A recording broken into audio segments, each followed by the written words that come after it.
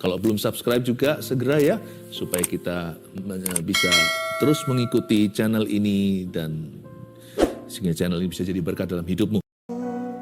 Sampaikan sabdamu, sembunyikan hamba seperti biasanya di balik salibmu yang luar biasa. Berkati umat Tuhan dengan damai dan kemenangan. Dalam nama Yesus. Haleluya. Amin. Saya bersyukur hari ini bisa menyampaikan firman sekali lagi. Selalu kesempatan seperti ini saya nanti-nanti. Dan ini akhir pekan, jadi jangan lupa untuk ibadah online, sekalipun onsite kami sudah jalan. Online tetap ada, saya tetap berkhotbah besok, saya dengan berjudulkan di sela-sela kehidupan, bukan sela-sela. Saya mau sampaikan secara terperinci sela atau istirahat dalam Tuhan.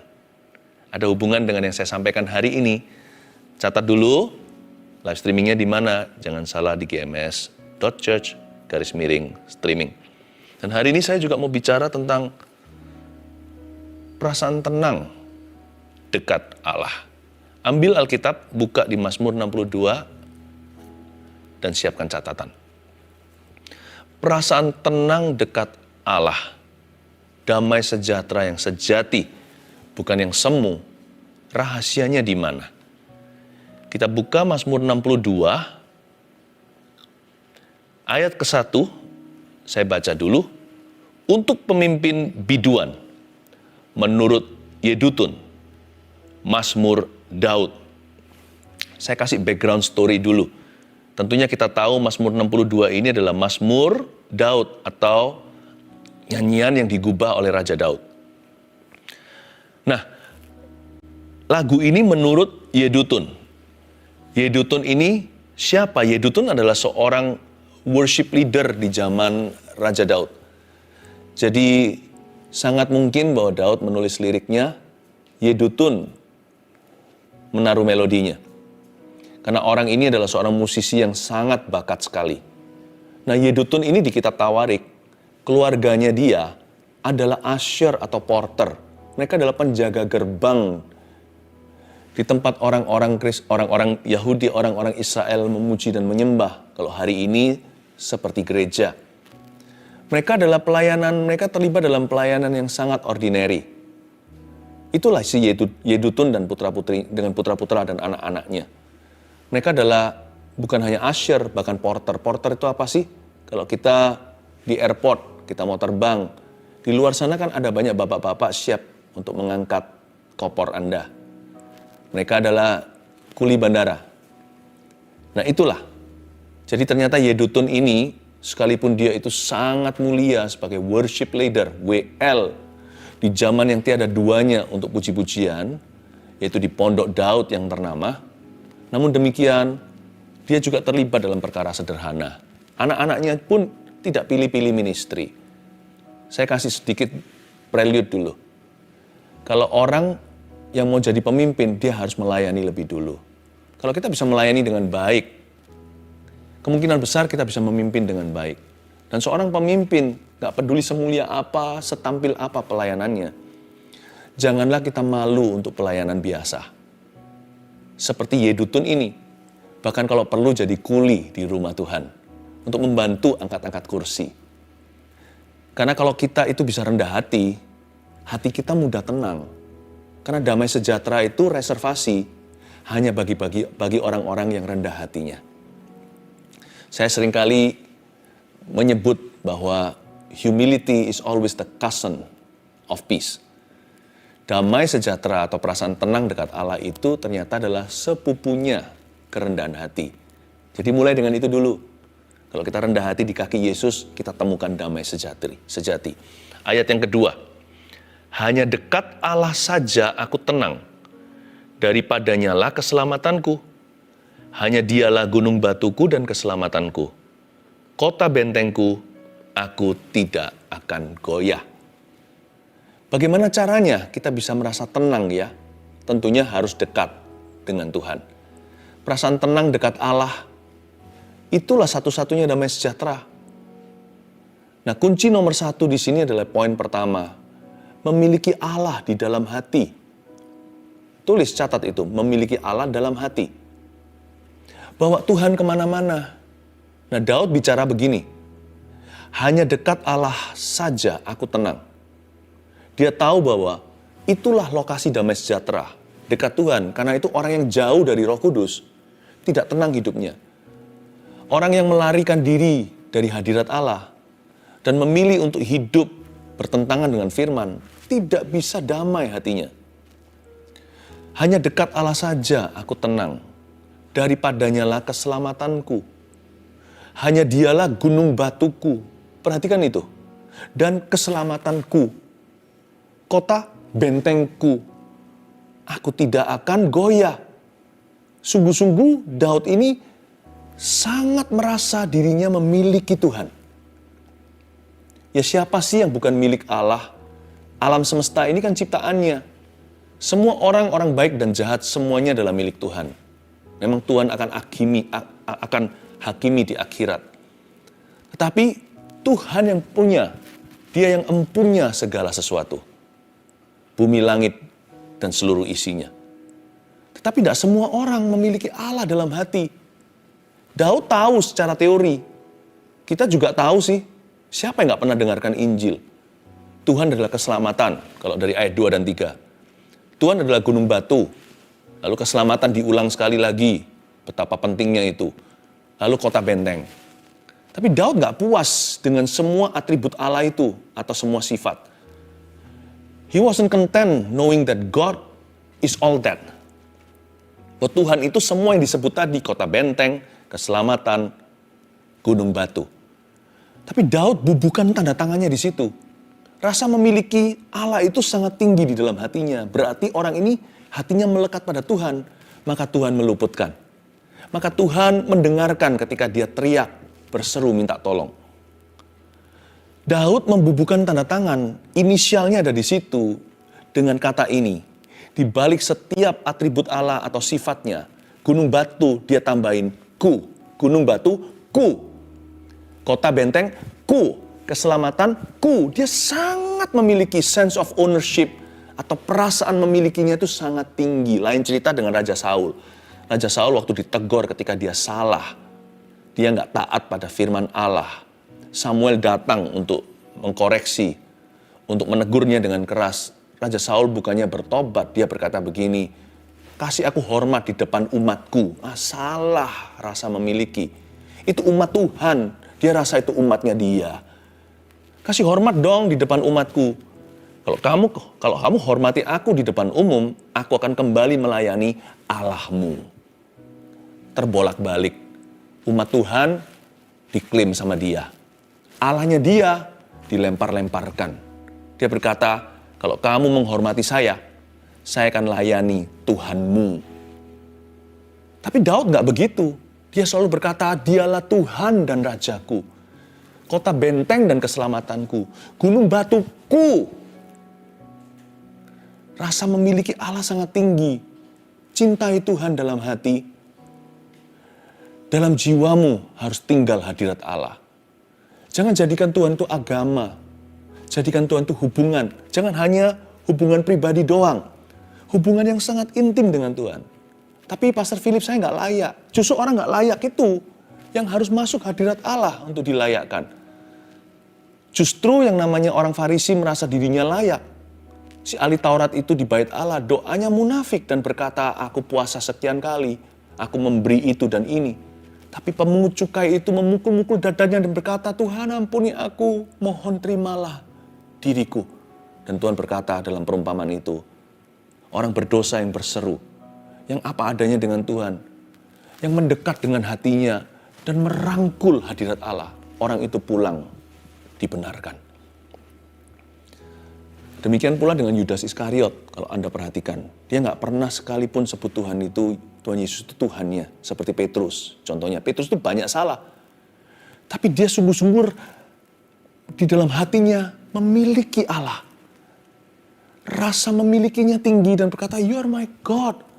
Engkaulah Mesias, juru selamatku. Engkaulah Tuhan dan Allahku.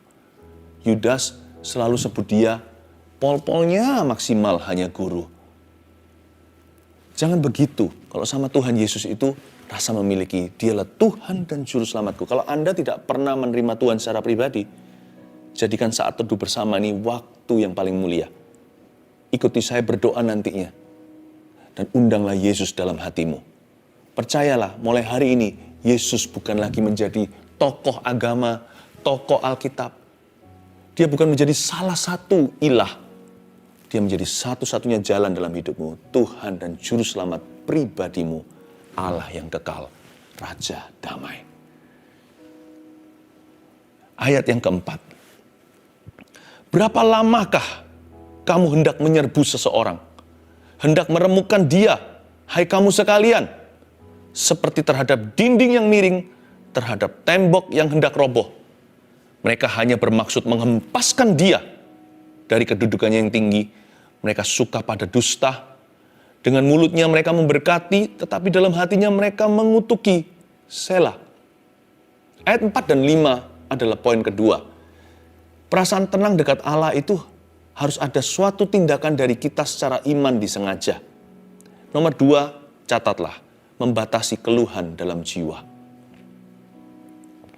Kelihatannya penulisan Mazmur ini dengan dibubuhi melodi oleh Bapak Yedutun, lirik dari Daud ini keluar dari kesesakan jiwanya. Kayaknya Daud sedang dirudung masalah. Entah apa, tapi kedengarannya serius. Dan ayat 4 dan ayat 5 didedikasikan untuk keluhan. Untungnya Daud itu tidak membiarkan keluhan merajalela. Dia nggak bersungut-sungut akhirnya. Dia kasih saham keluhan dalam jiwanya hanya 2/13. Ini kan total 13 ayat. Mazmur pasal 62. Hanya 2 ayat saja untuk keluhan. 2/13 itu kira-kira kalau nggak salah sekitar 15% saja. Jangan izinkan keluhan itu menguasai 90% pikiran. Sekalipun masalahmu besar, Tuhan mengerti. Persoalanmu nyata. Daud juga, bahkan seringkali Daud diancam nyawa. Tetapi Daud hanya memberikan 2/13. Batasilah keluhan dalam jiwa. Kasih selah. Setelah mengeluh, selah dulu. Mengeluh itu perlu. Karena kita harus curhat sama Tuhan. Kalau enggak nanti jangan-jangan kita menyangkali keadaan. Jadi perlu jujur sih. Tuhan cinta dan sayang dengan orang yang batinnya jujur apa adanya. Tapi apa adanya bukan berarti kita kalah. Apa adanya bukan berarti kita terbawa arus. Apa adanya itu seringkali ala kadarnya. Kita curhat secukupnya, setelah itu berimanlah. Setelah itu akuilah firman. Setelah itu pujilah Tuhan. Ya. Saya belajar banyak bagaimana cara mengeluh. 4 dan 5 ini seni mengeluh. Jadi bukan berarti mengeluh itu dosa. Tetapi mengeluh itu ada caranya. Caranya begini, ayat 4 ini adalah keluhan Daud terhadap musuhnya. Atau dia mengeluh kepada musuh-musuhnya. Boleh nggak kita mengeluh sama orang? Lah kalau contohnya kita di restoran nggak keluar nih makanan. 1 jam nggak keluar. Gimana? Kita juga bisa mengeluh. Tetapi jaga kata-kata. Mengeluh boleh, nggak perlu berdosa. Ini caranya Daud mengeluh kepada musuh-musuhnya. Namun dia tidak berdosa dengan mulutnya. Ayat 4 sekali lagi. Berapa lamakah kamu hendak menyerbu seseorang? Seseorang di situ adalah dirinya sendiri. Dia menaruh dirinya sebagai pihak ketiga dalam Mazmur ini. Anda boleh mengeluh, tapi hati jangan terlalu terbawa-bawa. Keluhan Anda meskipun untuk dirimu, jadikan dirimu yang mengeluh itu pihak ketiga. Seseorang. Berapa lamakah kamu, pihak kedua itu, hendak menyerbu seseorang? Hendak meremukkan dia, hai kamu sekalian. Kalian tuh mau saya hancurkan? Hai kamu sekalian seperti terhadap dinding yang miring. Aku ini tidak kuat-kuat banget. Kekuatanku juga ada batasnya. Seperti terhadap dinding yang miring, terhadap tembok yang hendak roboh. Seperti Daud itu bukan memohon, tetapi seperti dia itu berkata, tolong berbelas kasihanlah. Tolong pahami situasi. Tapi hatinya dia jaga. Dia tidak dengan mulutnya berdosa keluar sumpah serapa. Apalagi mengutuki mereka. Biar Tuhan yang mengutuki siapa. Biar Tuhan yang memberkati siapa. Tuhan meninggikan, Tuhan merendahkan. Tuhanlah hakimnya. Tugas kita hanyalah memberitahukan di mana keluh kesah kita, di mana hak kita, dan bagaimana orang lain menyalahi hak itu. Lalu serahkan penghakimannya ke Tuhan. Sementara hati ini tolong dijaga dengan segala waspada. Melekatlah pada Allah, miliki Allah di dalam jiwa. Berapa lama kamu mau begini, bro? Kamu kok begitu terus sama aku? Kenapa kasar kata-katamu? Kenapa kamu fitnah saya? Saya tidak begitu loh. Apa yang telah saya perbuat kepada kamu? Sehingga kamu membenci aku demikian rupa. David was reasoning. Dia sedang reasoning itu apa ya? Dia sedang menceritakan, dia sedang menjelaskan yang masuk akal. Dia sedang bukan berdebat, tetapi dia sedang bertukar pikiran. Dia jaga agar hatinya jangan terlalu panas supaya adem pikiran. Dia berkata, harusnya tidak begini loh. Apa alasanmu membenci aku? Aku ini dinding yang sudah miring, hendak roboh. Kamu kok tendang-tendang begitu? Dia nggak ngancam-ngancam, dia tidak berkata, Tuhan hancurkan kamu, Tuhan balas kamu. Nggak ada begituan. Boleh mengeluh, harus bahkan. Tapi perhatikan caranya. Tidak segala cara dihalalkan. Hanya karena Anda yang benar, orang lain yang salah.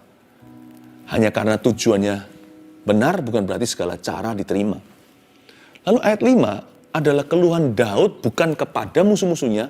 Keluhan Daud kepada Tuhan tentang musuh-musuhnya. Dia mengeluh tentang mereka. Mereka, sekarang dia berkata mereka. Tadi kan dia beritahu kamu. Sekarang dia pakai kata mereka. Mereka hanya bermaksud menghempaskan dia dari kedudukan yang tinggi. Ini dia bicara tentang dirinya sendiri.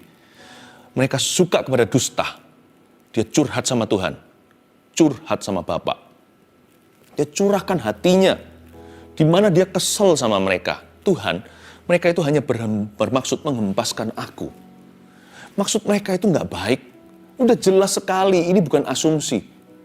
Mereka memang mau aku jatuh. Pembunuhan karakter terjadi. Mereka suka kepada dusta yang mereka lontarkan itu loh. Daud itu bicara fakta. Dia nggak bicara perasaannya.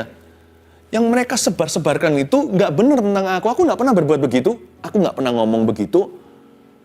Dengan mulutnya mereka memberkati. Tetapi dalam hatinya mereka mengutuki. Daud jadi ingat waktu lagi pesta, atau lagi diundang ke rumahnya, atau lagi ada acara apa. Orang-orang ini manis-manis, cipika-cipiki, cium pipi kanan, cium pipi kiri. Tuhan berkata, tapi Daud tahu orang itu berbuat apa di balik layar. Ketika dia membalikkan badannya, mereka menusuk dari belakang. Daud berkata, orang-orang ini Tuhan, mereka memberkati dengan mulutnya. Tapi dalam hatinya mereka mengutuki saya. Daud tidak suruh Tuhan, Tuhan, kau harus begini. Kau harus bela dengan cara begini. Biarkan mereka bernasib demikian. Dia nggak suruh Tuhan begini dan begitu. Coba kalau Anda baca ayat 5. Dia tidak membuat konklusi. Dia hanya mencurahkan hati. Lalu serahkan ke tangan Tuhan. Lalu dibubui, berikutnya bukan dibubui, ditutup dengan kata Selah. Udah, enough is enough. Kalau Anda mau tenang dekat Tuhan, jangan panik seenaknya. Jangan marah kesumat. Miliki Allah dalam hati. Lalu setelah itu, batasi keluhan dalam jiwa. Ayat yang ke-6. Hanya pada Allah saja kiranya aku tenang. Sebab daripadanya lah harapanku. Hanya dialah gunung batuku dan keselamatanku. Kota bentengku, aku tidak akan goyah. Repetisi. Apakah Anda sadari? Diulang lagi dari ayat yang ke-2 dan 3. Tapi kalau kita baca dengan seksama dan teliti, ini satu oktav lebih tinggi. Awal mulanya di ayat 2 dikatakan hanya dekat Allah saja aku tenang, daripadanya lah keselamatanku. Kalau bisa selamat udah pas-pasan. Itu rescue. Seperti orang sedang berada di rumah kebakaran, lalu setelah itu ditolong oleh pemadam kebakaran, lalu digendong keluar, anak kecil, nenek tua. Selamat aku, haleluya. Daud sudah tidak di level itu. Kalau seksama kita baca, ayat 6 bunyinya, hanya pada Allah saja kiranya aku tenang, masih sama. Sebab daripadanya lah harapanku. Tiba-tiba secercah harapan setelah dia keluh kesah, gundah gulana.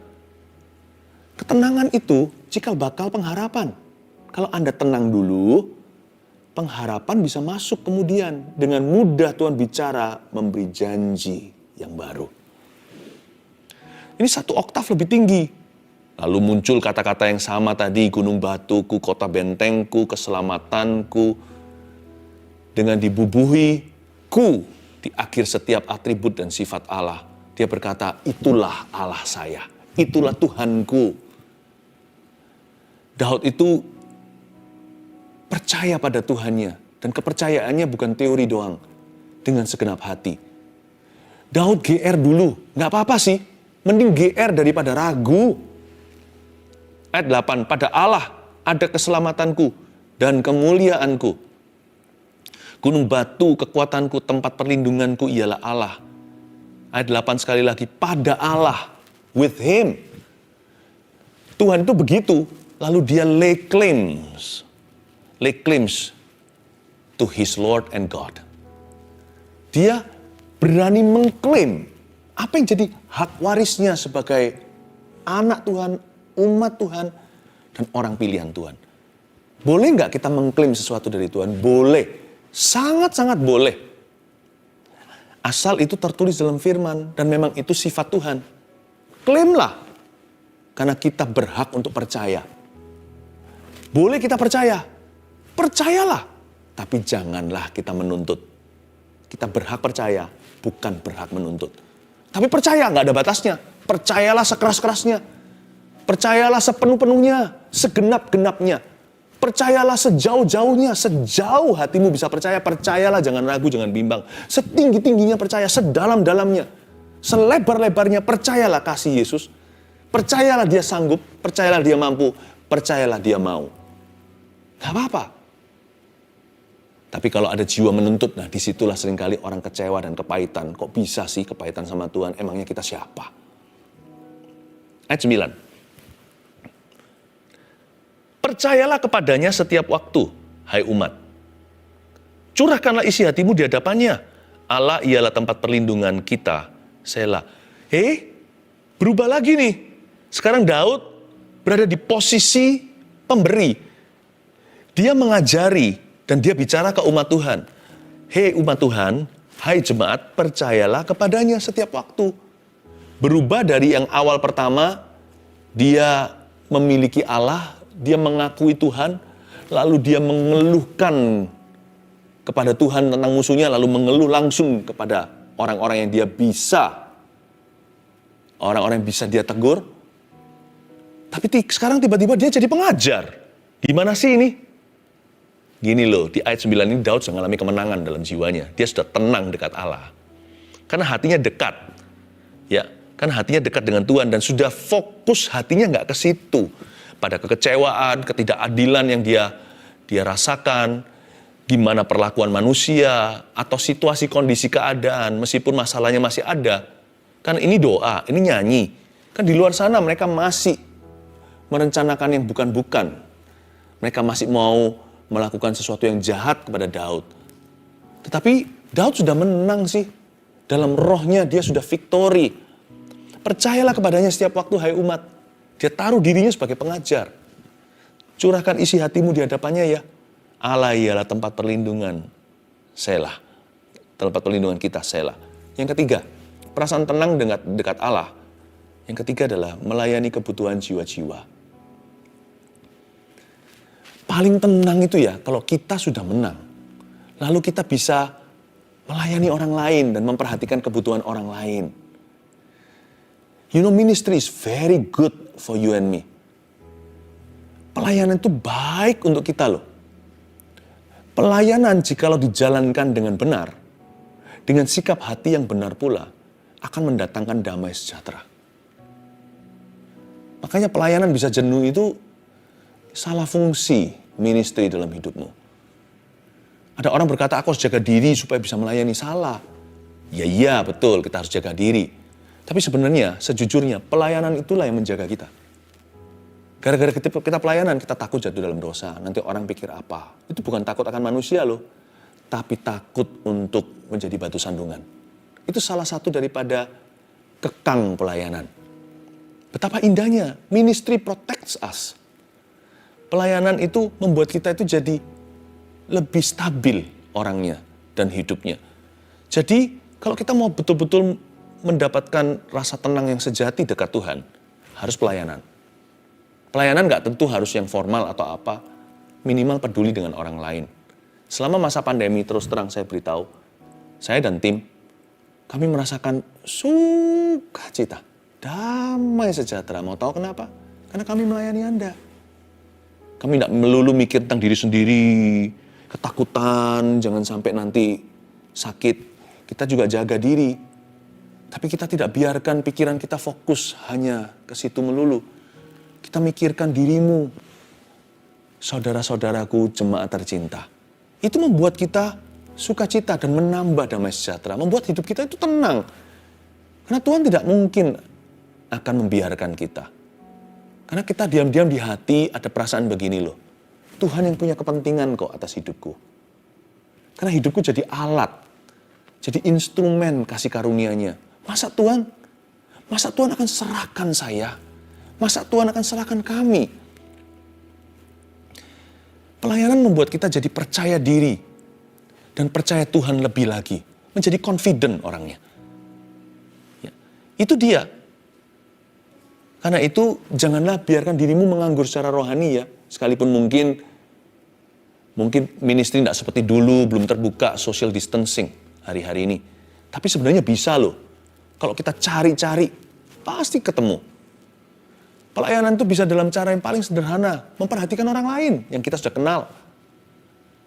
Termasuk keluarga terutama. Kita bisa memperhatikan si itu gimana ya. Bisa saya doakan nggak hari ini ya? Saya rasa orang tidak akan menolak doa di zaman-zaman seperti ini. Pelayanan nggak harus formal. Pelayanan itu selalu personal. Bisa kok. Buktinya kita kalau mau cari-cari salahnya orang aja ketemu. Masa cari-cari pelayanan nggak bisa? Pelayanan itu bukan tampil. Roh tampil itu bukan pelayanan. Meskipun pelayanan juga ada sebagian yang harus menampilkan orang. Tetapi pelayanan itu adalah beban. Beban ilahi. Supaya hidup kita itu menjadi berkat buat orang lain. Supaya orang lain ditolong karena kita. Pelayanan adalah roh pembantu. Kita ingin membantu. Saudara-saudara kita ingin membantu tetangga kita. Setelah menang ya, ayat 10 Anda perhatikan, indah sekali. Hanya angin saja orang-orang yang hina.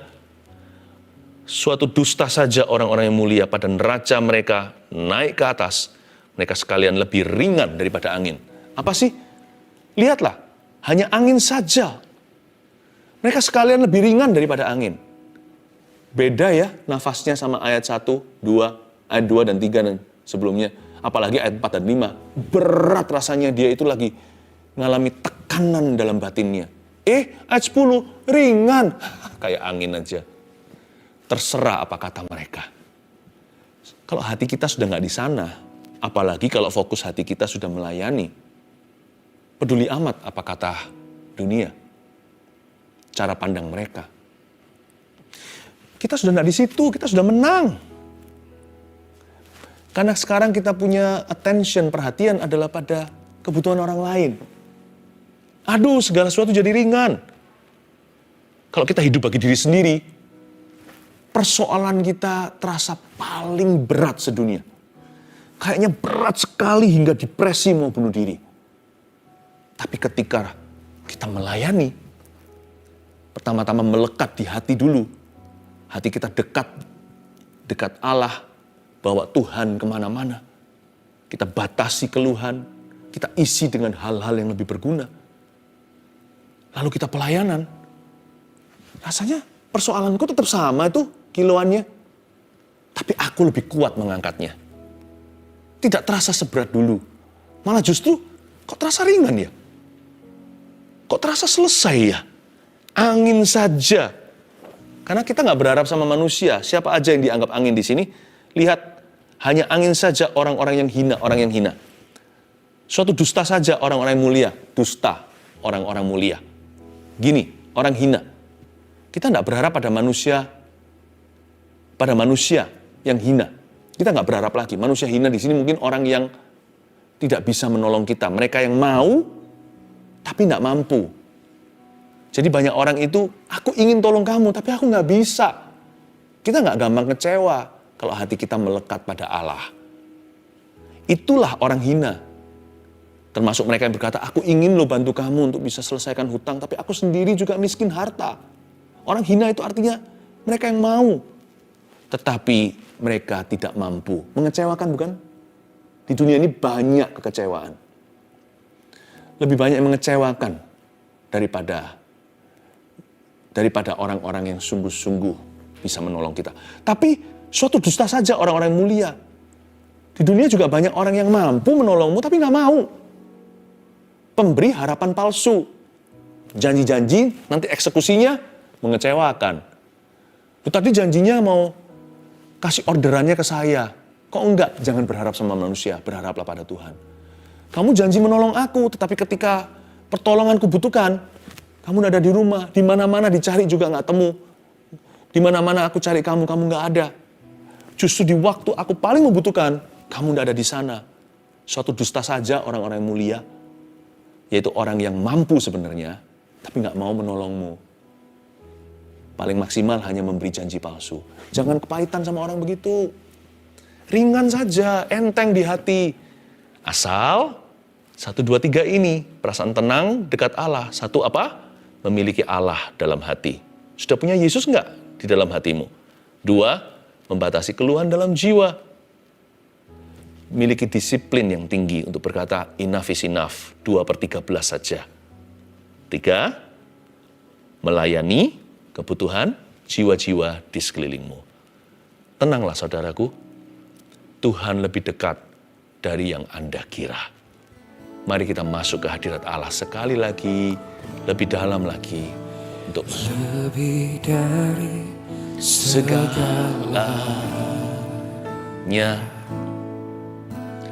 Ku berharap padamu.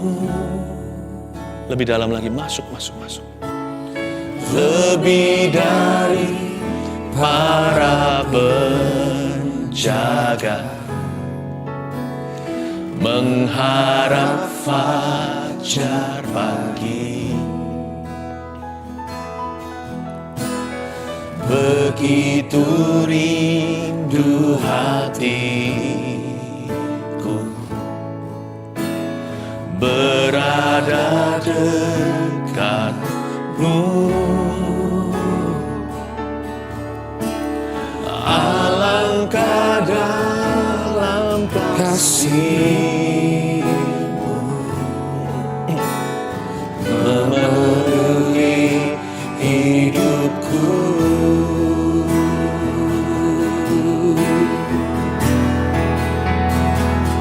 Tenanglah jiwaku dalam naungan sayap-Mu, menembus awan gelap-Mu,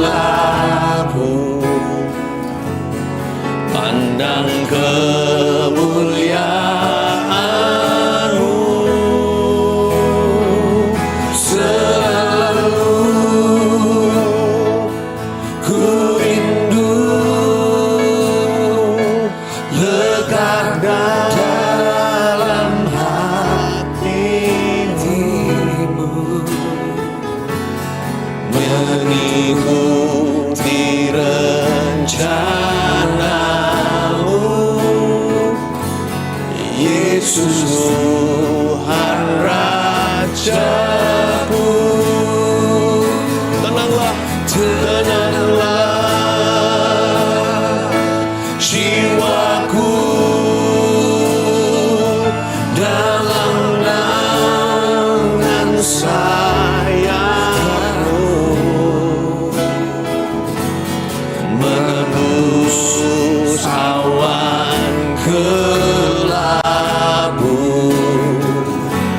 pandang kemuliaan-Mu. Selalu ku rindu lekat dalam hatimu, mengikuti rencanamu.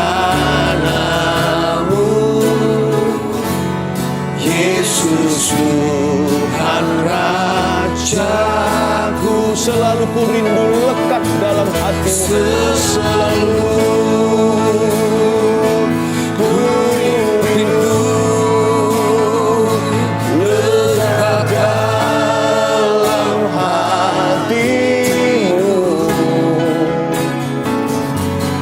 mengikuti rencanamu.